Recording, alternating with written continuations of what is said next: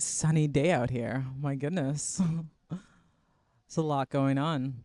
But I'll go ahead and get started. My name is Athr. I'm an artist and an architect based right here in Seattle. And I'm going to be presenting a talk called The Future is Phygital. I'm going to talk about XR, which is extended reality. So think VR and AR. And I'm going to talk about architecture and imagine how we might live in a more digitally and physically integrated world. So thanks for stopping by.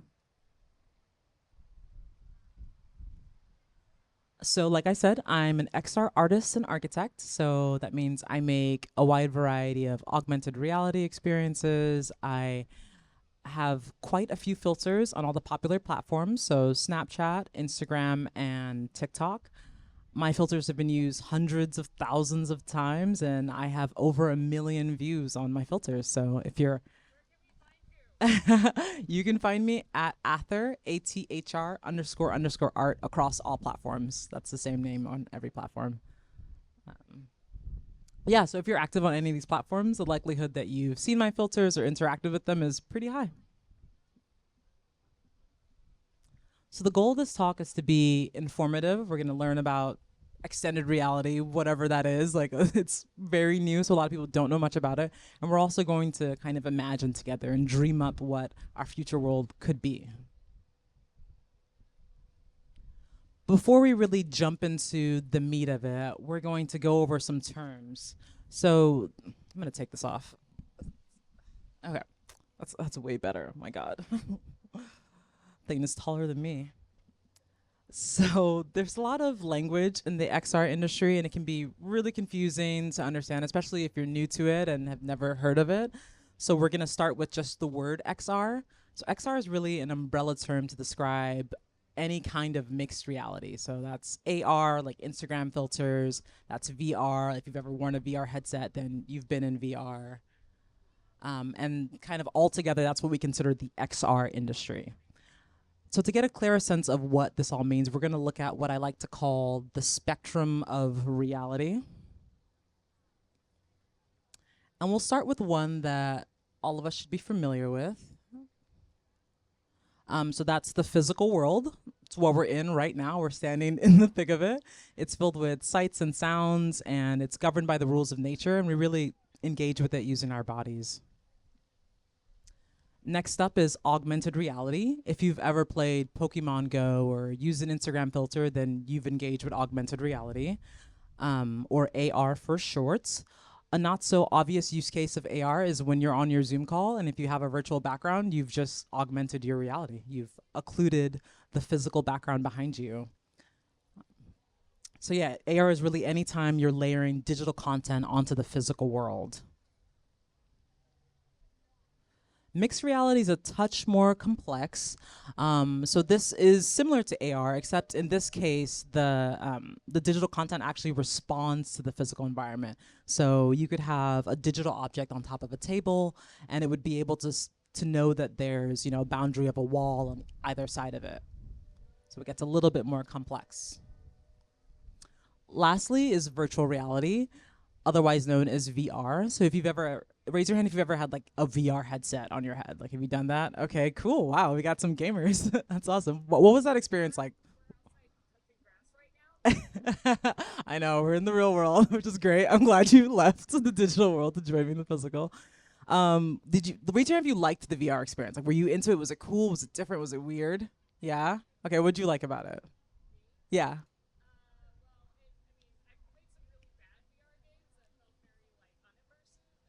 Hmm. Yeah.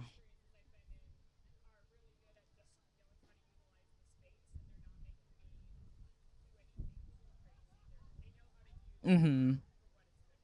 Yeah, I love that. Yeah, so there's some spatial challenges, there's some bodily challenges. It can make you sick if it's not set up right. So now that we've kind of covered the background of everything, we're going to jump into XR architecture. So what is that? Like, what does that even exist? So XR, as it currently is used in architecture, is really just a means for architects to create interesting visualizations and solve complex problems. So if you've ever done a VR walkthrough of a building, sometimes architects will do this to give you a sense of what it'll look like and have the client say, oh, I liked this, I didn't like that. So that's kind of how it exists right now. But since this is a speculative future talk, we're going to talk about how it might exist in the future. So we're going to define XR architecture here as any kind of architecture that contains a digital and or interactive layer. So anytime a 2D or a 3D surface gets a digital component added to it in architecture, that is extended reality architecture. Some of you might be wondering, okay, like, why would we ever do that? That seems really weird. Like, we're already living in a world that's filled with all these different screens and devices. And, you know, it seems overwhelming that the built environment would even become a part of that. But to answer that, we're really going to examine our current screen-filled ecosystem and talk about the quality of that spatial experience. We talked about VR a little bit, so we're going to dive a little bit deeper into just our screens. But to do that, I'm going to introduce a new term to you guys. It's called the spatial sensory model. And basically, this is a term that I came up with to help express and explain these ideas a little bit clearer. And it's how we engage with and experience the physical or digital space. So both spaces. So this is how our senses interplay in these spaces and what that end experience is like for the user. That's whether you're in VR and feeling queasy, or you're on your laptop feeling bored and like your eyes are hurting because you've been looking at the screen for so long. That's a spatially sensory experience. So it's a model to express that.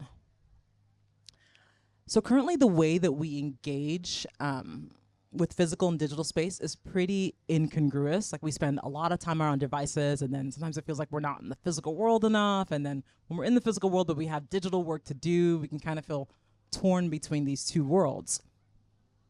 And not only are they uneven experiences, but the amount of time that we're spending in digital space versus the physical space is pretty uneven. So Americans spend an average of 7.5 hours on our screens. That is massive. We're only awake for like 12 hours of the day. So raise your hand if you feel good about how much time you spend on your screen. Okay. Okay, we got one healthy person. Thank you. You're out there. But yeah, same. It's not a great experience. And it's only increasing. So we consume a lot of digital content. We have a pretty big appetite for it. Whether if we're working or we're playing, we're on our screens quite a bit. But what we do on our devices really differs from person to person. So in architecture, we really like to think of space in terms of privacy. We'll say, you know, that a bedroom is a private space, an office space is a more public space or mixed-use space, and the space we're in right now, outside of the park, this is totally public. So we're going to kind of take our digital space and we're going to think of it in those terms. So this is a breakdown of how I spend my time on the screen. I work a lot, so productivity is pretty high up. I'm an artist. I spend some time expressing myself, making digital content. I might make images or videos. And then I don't watch a ton of TV. So about an hour of a day or an hour and a half, I might watch TV. Then I spend about an hour connecting with people I love, calling them, texting them, etc. So we'll try to think of this as a more private public task. So private would be if I'm making a phone call to my mom, I'm talking to her, writing an email, that's totally private too. Then public would be I'm posting on social media, I'm making an IG post where all my friends can see it. And maybe mixed would be like a Zoom call. I'm talking to my teammates. It's kind of public, but it's kind of private too. So we're gonna dive even further. Can you guys see this okay? I know it's so bright out here. Are we okay? Medium? Okay. Okay, awesome. We'll stick to the words then. Forget the screens. All right, so we're gonna dive in a little bit deeper and we're gonna look at some similarities between the digital and physical space. So generally speaking, the senses that we use in the digital space and the physical space are just about the same. There's auditory, touch, and sights. So in the real world, you know, we're certainly hearing things, and online we're hearing things. We're using our hands to navigate our way through the physical world, and then online we're using our hands to click things and type things. And then both spaces really rely heavily on sight. In the physical world, being able to see, those of us who are privileged to be able to do that, we need our vision quite a bit. And same thing online. We're looking at videos, we're looking at images. So there's a lot of overlap. But even though we're using the same senses in both of the spaces, the quality of those experiences are pretty different. So we're going to look back at our reality spectrum, our spectrum of reality, and now we're going to think of experience in mind. So this really illustrative waveform graph is what I'm calling the spatial sensory experience bandwidth, which means the quality and richness of your experience in that reality. So we'll start with the physical world. The physical world has a really wide bandwidth because it has sights, it has sounds, it has a variety of spatial experiences. Sometimes you're like in a tight little room and you're uncomfortable. Other times you're out in the vast open space and it feels infinite. So it's a pretty rich life that we have in the physical world. Next up is augmented reality. This one is pretty good too, because augmented reality gets to benefit from the physical world. We're not totally in our screen device, but we're kind of getting the best of both worlds. We're getting the digital layer on top and we're getting the physical world, and then same for mixed reality. But by the time we hit virtual reality, we see that band get really thin because now we're just completely digital. We've occluded the entire physical environment and we're immersed in this place where we don't quite have the variety of spatial and sensory experiences that we get in the physical world. Okay, and we're going to take one step even further and we're going to dive into what might be defining those experiences for us. So in architecture, we like to say that space is made up of 2D and 3D elements. That's what comes together and makes physical space. That's the diagram to the left. Whereas in the digital space, everything is more or less two-dimensional. Even if you're looking at a three-dimensional object in the digital space, it is still through the lens of a screen, so it's still two-dimensional. It's just shaded really well. Shout out to the good shaders out there. So even though we might be engaging with the same senses, sight, hearing, and touch, the 2D quality of the digital space really flattens that experience and makes it kind of stale for us.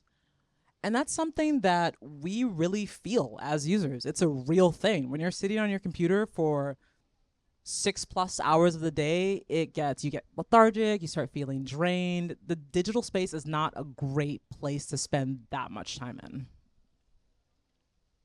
And I'll specify that my goal as a designer isn't really to make the digital world equal to the physical world. That's impossible and not necessary. But it's really to understand how we might create a richer digital life by understanding these models and, be able to enjoy the awesome digital stuff that's out in the world.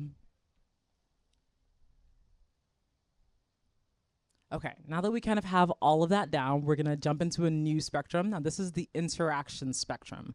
This is about how we're engaging in our spaces. So, currently to the left, our current 2D screen interactions is a pretty low bandwidth. We're sitting on our computers, typing, straining our eyes, cutting off a couple years off our lifetimes, some of us.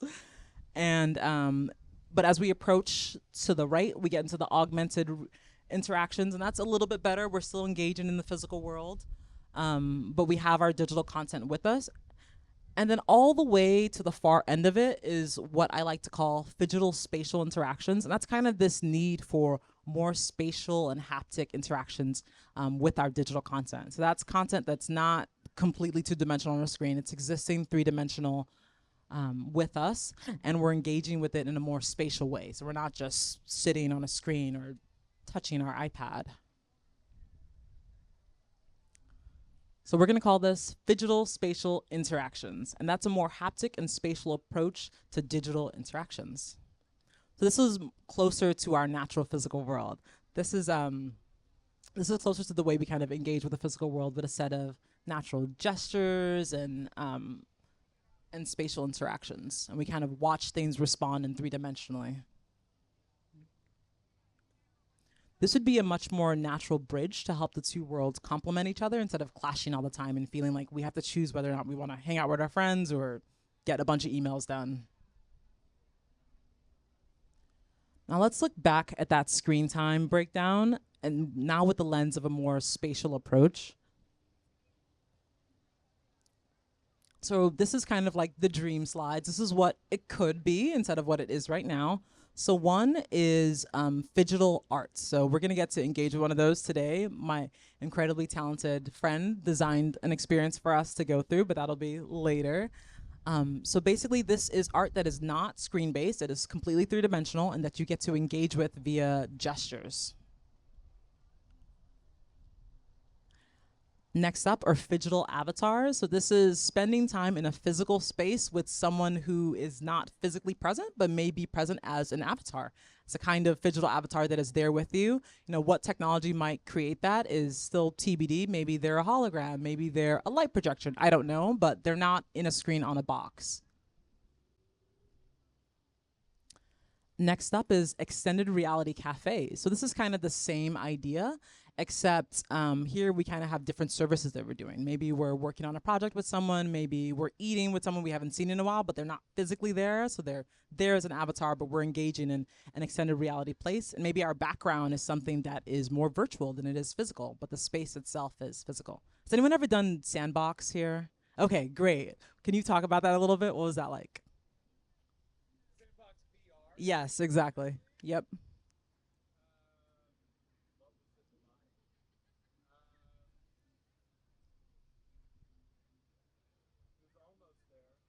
Okay, cool. Maybe like tell people what it is. I'm sure a few people don't know. Mm-hmm. Okay, that's good though. That's more than most people.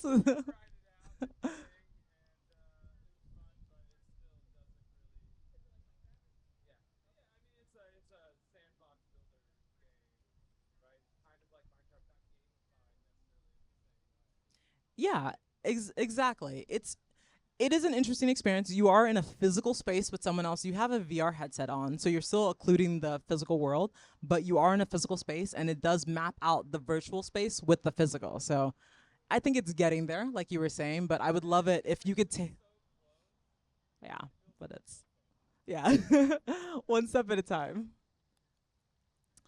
Okay. And then lastly is VR travel, gaming, like we talked about, sandbox. So this could be you with two friends who are with you physically, and then a third person who lives in China. That they're not there, but they're there as a phygital avatar.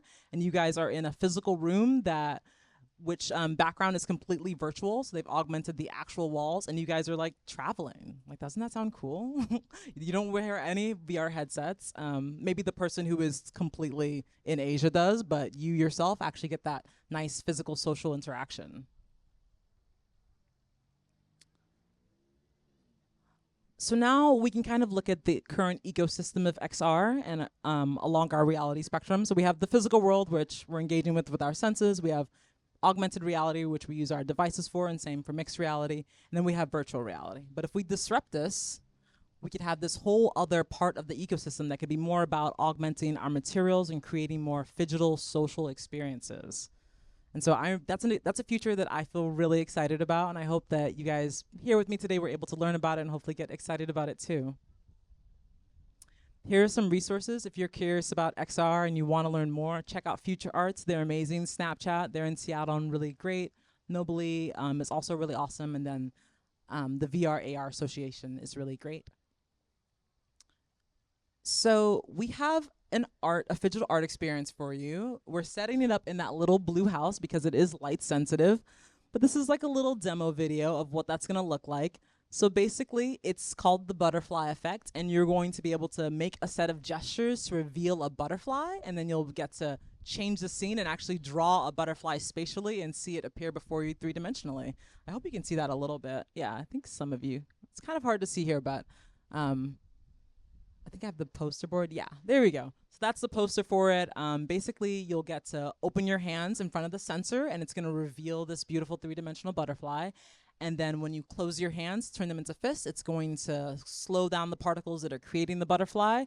And then you can put your hands together like a prayer pose, and that'll change the scene to one where you can draw them. And those are my QR codes. I'm Athr, ATHR underscore underscore art on all platforms. Thank you for coming. If you have questions, now is a great time. Sure. Thank you. Yes. Oh, phygital? I did not. Phygital is a word. I did come up with quite a few words in this, but yes, phygital exists. It's the idea of physical and digital interactions being one thing instead of two things.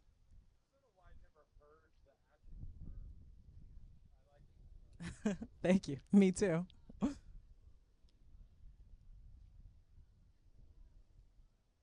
Anyone else? Anyone ready to throw away their laptop and just like enter the phygital universe?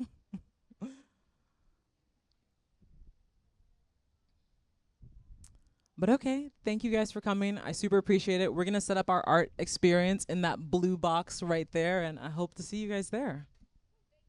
Thank you. So I'm trying to make a bunny. Animal. How are yeah, it's the oh,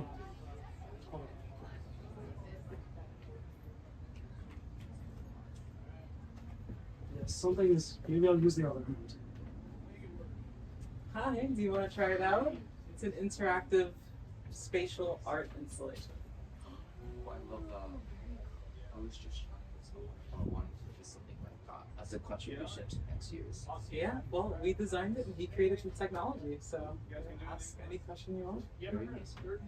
Do you guys work for? Is it like a firm that you guys work for? Is it like an Oh, organization? we're both separate artists, and this is a collaboration. Ooh, okay, go off.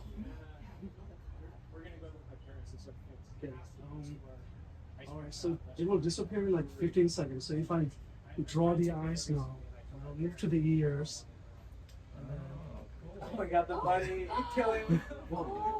do you want to try it? It's like, yeah, you just keep moving this finger, and it's like, This the, is opposite. This is just reflecting it, right?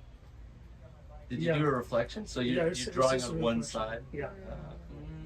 Uh, And it's like this, you're pulling this string, like if I just leave it here, the whole thing will like flow back to my fingertip.